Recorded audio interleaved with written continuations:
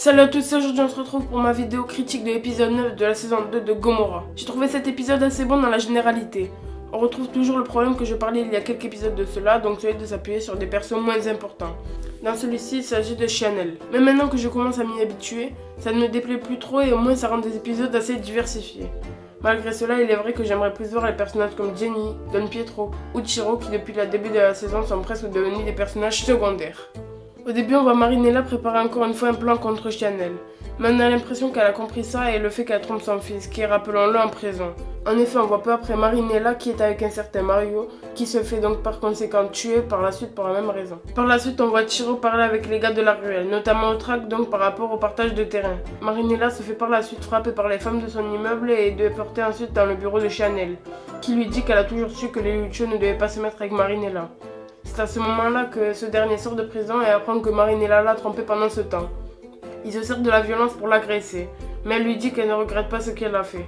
Alors qu'il part de la fête en scooter, il est arrêté par Otrak et d'autres gars de la ruelle. Ces derniers comptent le tuer pour récupérer les quartiers qu'il est sur le point de gagner, mais heureusement pour lui, ils sont arrêtés par les policiers, ce qui lui a sauvé la vie.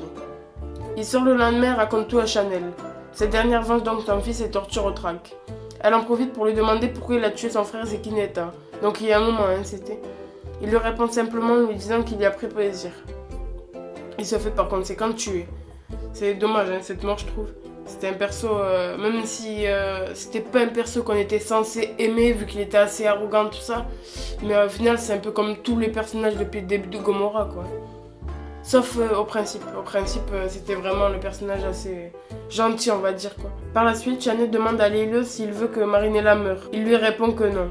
S'ensuit un repas entre Marie et Chanel qui s'achève correctement. Après, on va lui appeler Marie et lui dire qu'il s'est vengé de ce qu'elle a fait puisqu'il vient de coucher avec une prostituée et qu'il rentre à la maison. Chanel va ensuite essayer une robe et pendant ce temps, Patricia dit à Marie qu'il y a peut-être une solution pour stopper ses souffrances. Elle lui donne un numéro de téléphone qui est en fait celui des gars de la ruelle qui prévoient de le tuer. Pour que cela se passe comme prévu, ils ont demandé à ce qu'elle le fasse descendre de l'immeuble. Mais des coups de feu retentissent avant. Ils ont en fait tué un innocent qui n'y était pour rien. À la fin, on voit Jenny marcher aux côtés de Chiro.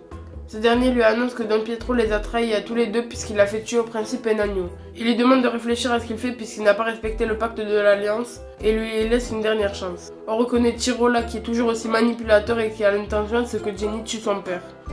Voilà, j'espère que ma vidéo vous aura plu. Vous pouvez la liker, la partager ou vous abonner. À la prochaine.